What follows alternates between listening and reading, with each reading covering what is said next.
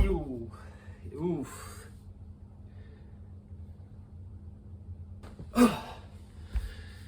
Whew. Welcome back, students, or people who are not my students. But hopefully you are finding this on the new channel. I thought it might be fun if today I brought you guys along with me to go to a little store called McKays. It's a used bookstore, but they also have a lot of different electronics, books, comic books, DVDs, Blu-rays, video games. The best part about McKays is that when you go, if you have used things to turn in, they'll actually give you store credit for it. Why not go? So, as I'm moving out, I pulled a bunch of books and things that I really just don't want to move with me. And I thought, why not take it to McKay's and get some store credit? Or cash. Preferably cash, because they don't have one where I'm moving. Before I head out to McKay's though, I thought it might be a good idea to show you what kind of books I have read, or at least intended to read, and am now returning. She Has Her Mother's Laugh by Carl Zimmer. Highly recommend. I did read this one, but I actually had it as a hardback book, which I just ended up preferring because it's so large. Really good book on heredity and genetics, but very long. I probably would not have understood it if that were not my undergrad degree. 101 Things to Do Before You're Old and Boring. Already there. Oops. Just some gift books. 1001 Quotes, Illustrations, and Humorous Stories. Wasn't funny enough for me. Sorry, Edward K. Rowell. And Leadership Journal. I don't know these people. I have this book which I intended to read. Oops, and it still has the sticker from when I bought it at McKay's last time. Let me just get rid of that. It's like I never bought it. Finally, this is one that students I would recommend to you. I have this entire stack of the first seven of Keepers of the Lost Cities, which I think I read the first 5 or 6, and I did really enjoy them. They take up a ton of space, and if you don't know this already, you can use the Libby app with your local library and get pretty much all of these for free as ebooks, which I do use my Kindle all the time. So if you don't already read ebooks, I highly recommend it if you do consider yourself a reader. Last 2 things I have here, I just have a game. They will accept games that are in good condition. Takes up a ton of space in my trunk. All of a sudden, I'm playing a game of Jenga. Oh, hefty boy. This is an electronic. I have a Wii Fit board, because I fired it up on my Nintendo Wii a couple weeks ago and it told me I'm still obese. But it's wrong. So I'm getting rid of it. Let's go to McKay's.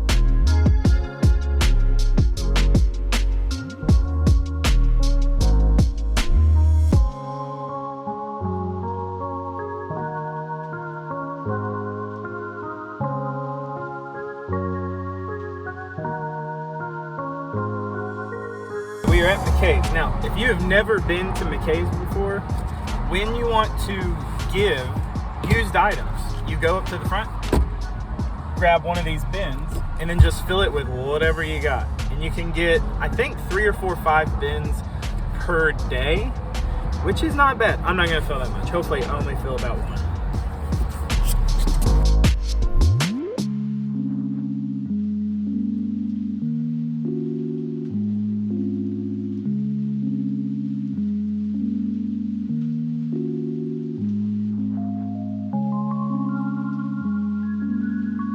I walked in, got my claim ticket, and now we wait for it to be called.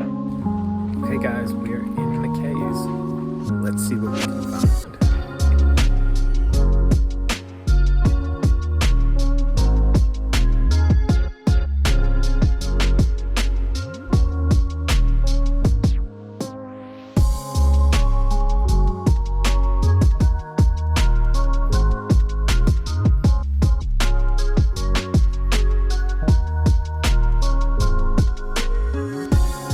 Whoa, what a find. Guys, look at this. It's all of Little House on the Prairie on DVD. This will come as probably no surprise to any of you, but when I was a little kid, me and my cousins would watch Little House on the Prairie all the time. Guys, if you haven't watched this, you're missing out.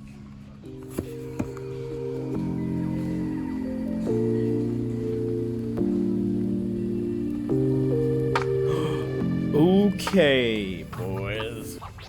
Blast from the past. If you guys don't know what this is a Pokemon guidebook before you could use the internet to look up how to play the game. Okay, I brought it over to the side so I can show you guys exactly what this is. If you wanted to know where to catch something, where to find a mart, where to heal your Pokemon, you could not just easily Google where to find all that stuff. Instead, you bought a physical book and had to look it up. Or, if you were good at the game, you just memorized where everything was at. That's what a normal person would do. But I had this book. I loved this book. I do remember it being bigger, but I think that's because I had platinum version. Man, you kids today don't know what it was like. Speaking as a 26-year-old man who played this just 15 years ago? One last thing I wanted to point out for all of you Amish Christian fiction novel lovers, the section is growing. There is so much available here. I wonder why. All right, my number is called, so it's time to see what I got and head home.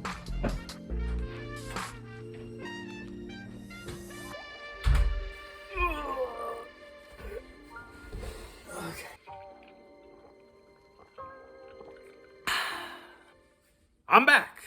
Just went to McKays and surprisingly did not come back with one single thing, which for me is really tough because there were a couple books that I actually would have bought, but because I'm moving in just 2 weeks from now, 2 weeks from today actually that I'm filming this, I just really do not want to add more stuff that I have to put in boxes. So I did not buy anything. While I was there, I turned in the bin of books and the Wii Fit board that you saw me bring with me.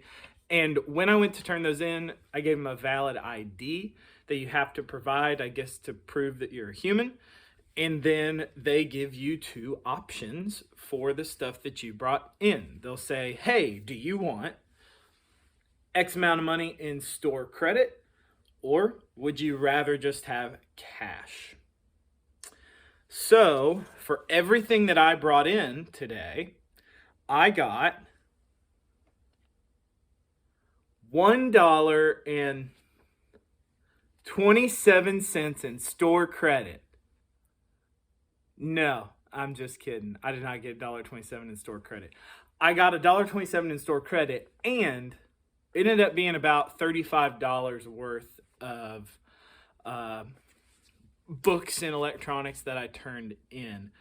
They did offer the actual store credit, which was almost double the amount that they gave me in cash. I guess Wii Fit boards are valuable to somebody. I don't know.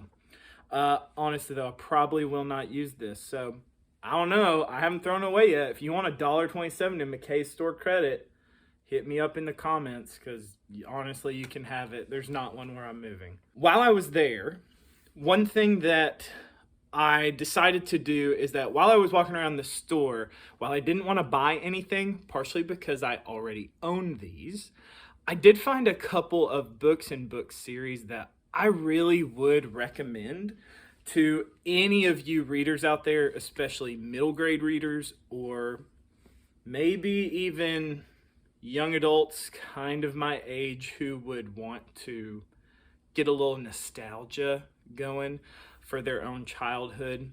But students, this is for you. I have my top 5 book series that I recommend. So let's get started with number 1, The Alchemist by Michael Scott. No, not the Michael Scott from The Office. That's a fictional character. This is a book called The Alchemist. That's the first one in the Secrets of the Immortal Nicholas Flamel series. This book series is one that I probably started reading when I was in 6th or 7th grade, and I really enjoyed it. Here's a summary that I found on Goodreads of what just the first book is about. Nicholas Flamel was born in Paris on the 28th of September, 1330. Nearly 700 years later, he's acknowledged as the greatest alchemist of his day. It is said that he discovered the secret to eternal life. The records show that he died in 1418, but his tomb is empty, and Nicholas Flamel lives. Plot twist, he's not Jesus, I promise you. The secret of eternal life is hidden within the book he protects. It's the most powerful book that has ever existed. In the wrong hands, it will destroy the world. And that's exactly what Dr. John Dee plans to do when he steals it. Humankind won't know what's happening until it's too late. And if the prophecy is right, Sophie and Josh Newman are the only ones with the power to save the world as we know it. Sometimes legends are true, and Sophie and Josh Newman are about to find themselves in the middle of the greatest legend of all time. This is a fantastic series focused around Sophie and Josh living in San Francisco. They are twin siblings. When they start the book, they are just getting summer jobs. Josh gets one with this bookseller who ends up to be Nicholas Flamel, while Sophie is just working in the coffee shop across the street, working with the bookseller's wife. And all of a sudden, very quickly, a lot of action starts happening, and there are people breaking into the bookstore, they're firing shots, everything's going crazy. And now, these two twin siblings are thrown into this centuries-long battle of Dr. John Dee trying to steal this book from Nicholas.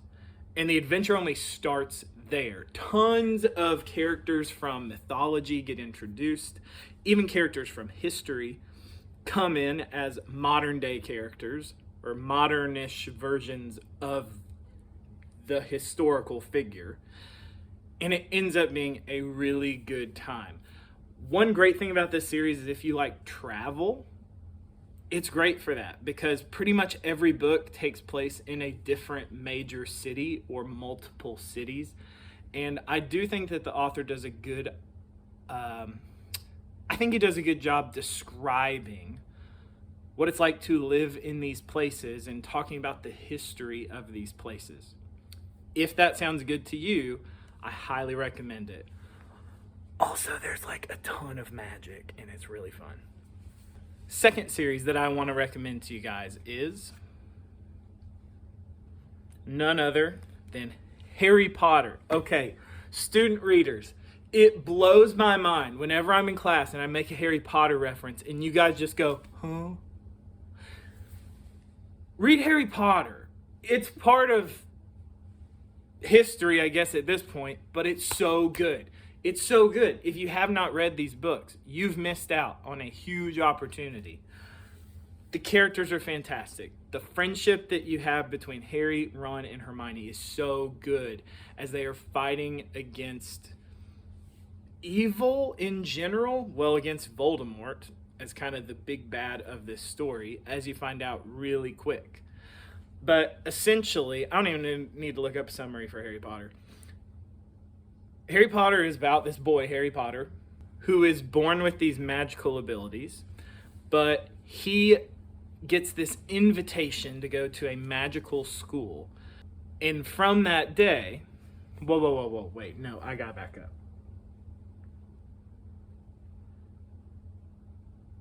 One of the best parts of this book is that, well, no, I don't want to spoil it.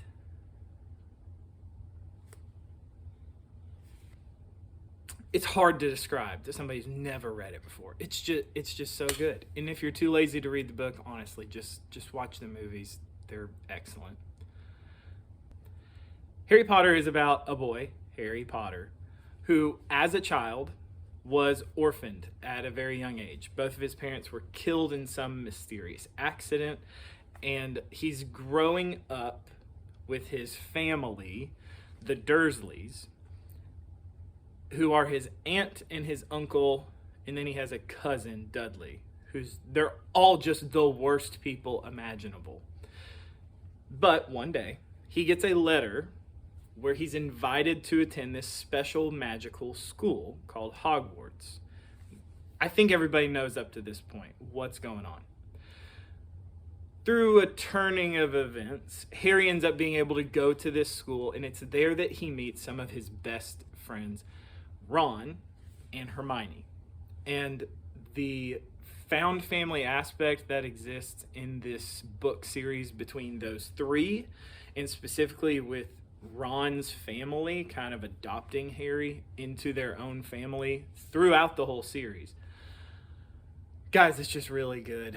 The school life is really fun. You get to learn a ton about magic as the kids are learning about magic, but this whole time they are being raised and learning how to eventually fight against the big bad, Voldemort, who may or may not have a connection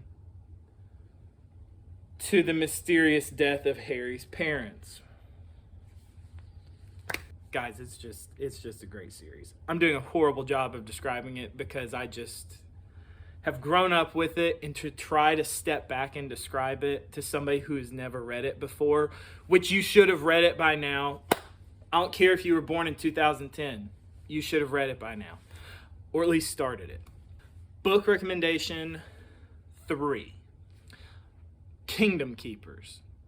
If you're a Disney fan, if you're a Disney kid, like I was a Disney kid, Kingdom Keepers is absolutely the book series for you.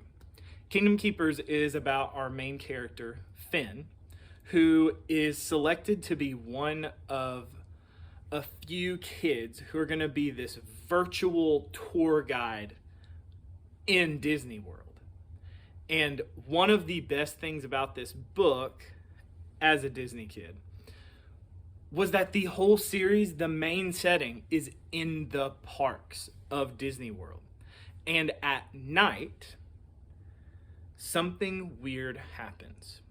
After all these kids get filmed and they become these virtual tour guides, they realize one night that when they go to sleep, instead of dreaming, they wake up as their hologram in the park. But not just that. All of the attractions, all the rides, every character that you might see during the day walking around in a costume actually comes to life. And the real characters are there. Kind of a weird sounding concept, but it is a super fun book to read.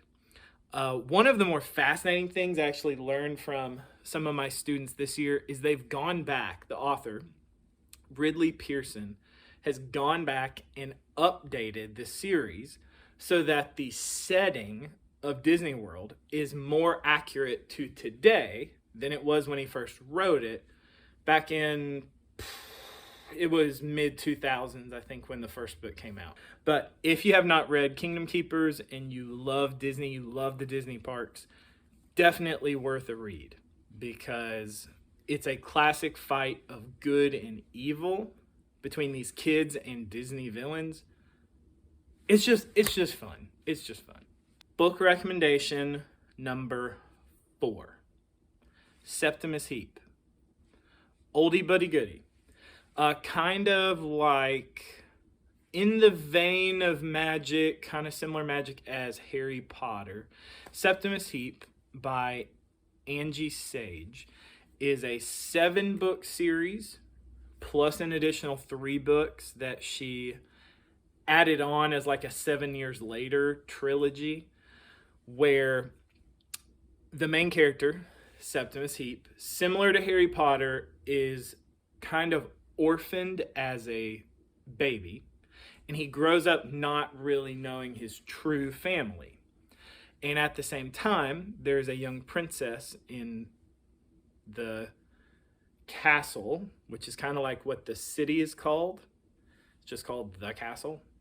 And this young princess was stolen the same time that Septimus was stolen as a baby. And there's this weird kind of child swap situation. And so essentially the story picks up in the first book where the princess is grown up as a normal citizen, not knowing she's a princess, and Septimus has grown up in a totally different life situation from everything else going on in the main town. This book series is really about how Septimus is growing up, finding and getting to re-know his family, but also at the same time, him building this friendship with Jenna, who is the lost princess, and them both kind of coming of age and coming into their own role in who they are told they have to be, and figuring out where exactly do they fit in this world around them, because how they grew up and what they told life was like as a kid is no longer the same anymore, which is kind of fun to watch them grow up and change as the books go on. Overall, each book in that first 7 is a whole lot of fun. If you like magic, if you like dragons, if you like time travel, if you like mystical islands, if you like dark, creepy horror magic, or if you like I can't spoil too much, but if you like magic that's not really magic and kind of bleeds with the fantasy and the sci-fi, if you see what I mean. Fantasy and sci-fi actually being one and the same, which is one of my favorite tropes. Definitely worth a read. My last book recommendation. Cannot recommend it enough. My absolute number 1. I did not rank these. I didn't try to put these in a certain order, but I did save this one for last because it's the best one. The Pendragon series by DJ McKays. I'm confident you've probably never heard of it. Honestly, when it first came out, it was not that popular. It deserved more hype than it got. I think if it were released nowadays, it would be more popular now than it was when it first came out. I can't say enough good things about this series. I like it more than any of these other ones I put on this list. I like it more than Harry Potter, which to people my age sounds like blasphemy, but it's true. The Pendragon series is about this kid, Bobby Pendragon, who is just this average, normal 14-year-old kid. However, one day, he's on his way to a basketball game. He says goodbye to this girl that he has a huge crush on. But as he's walking out the door, his uncle shows up. And Uncle Press says, hey, Bobby, there's some people in trouble. I need your help right now. Hop on the back of my motorcycle. Let's go. And Bobby just kind of says, okay. I love my uncle. He takes me on cool adventures. If he says he needs help, all right, I'm going to help him. So he goes. But they go somewhere he never thought he would go. They go into this dark, abandoned subway tunnel. And they find a hidden door with a weird star pattern on it. And they walk in. The tunnel starts to glow. And the two of them get transported to this other dimension, other world, where society and everything just is totally different. Different culture, different climate. They were in New York when they started, and when they come out the other side of this tunnel, they're in this snowy mountain region. And what this whole series is about is Uncle Press is right. There's people who need Bobby's help. Because unknown to him, he has some special powers that only a few people in the universe have. And he has this special ability to travel between these 10 different worlds and experience these different societies and cultures and help them work through some of the biggest turning points in that planet, or the book calls them territories, history. Because there's a bad guy, Saint Dane, trying to corrupt that world. Because we don't quite know yet, but somehow if he can corrupt a world and make it a little bit more evil or help the wheels fall off, then he somehow gets a little bit more power. So Bobby's job that Uncle Press gives him and trains him to do is to keep that from happening. And the story only gets crazier and crazier and crazier as it goes on. If you like stories where people go into and visit virtual reality, this is for you. If you like stories where you live on a planet covered in water and all that's left are floating cities, this is for you. If you like stories where you can go back in the past and revisit the 1930s, you got to read it. And there are so many other different places and cultures and kind of fantasy sci-fi settings you get to experience that are just so fun to read about. This is a series that honestly made me like traveling more as an adult or as I got older, because it gave me more of a perspective on why differences in other countries and other cultures and other societies are really valuable and really important, and why we kind of need to preserve the things that make our cultures and our world unique. Now, not everything's going to be good, and the book kind of addresses that, but not everything's bad either. And it's often everything kind of toes that line, and just because other places are different doesn't mean we have to make them look just like where we live or what we are used to. So I really can't recommend this series enough. The settings are always amazing. There's a different territory or planet that they visit in every book. And as it goes on, I can't stress, 10 books. It just gets crazier and crazier. It's really good. Give it a read. By far my favorite series of all time. So that is my McKays adventure. Hope that you liked it. Guys, I just hope that as you're having some reading time this summer, even if it's not one of my top 5 series, pick up a book. It's really good for you. There's tons of research into how reading just makes us better people, better thinkers. And also, maybe makes us even a little more empathetic to situations we don't see every day. And that can be a really good thing in helping us become more of who I think God is calling us to be or is forming us into. So, that's my recommendations. That's my McKays experience.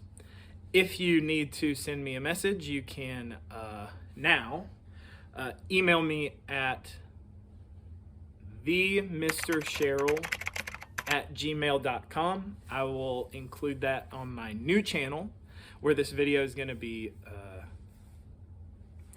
uploaded for the first time. I hope you guys enjoyed it. Keep up with me. It's going to be fun. I will see you guys in a couple of weeks. Bye, guys. Have a good one.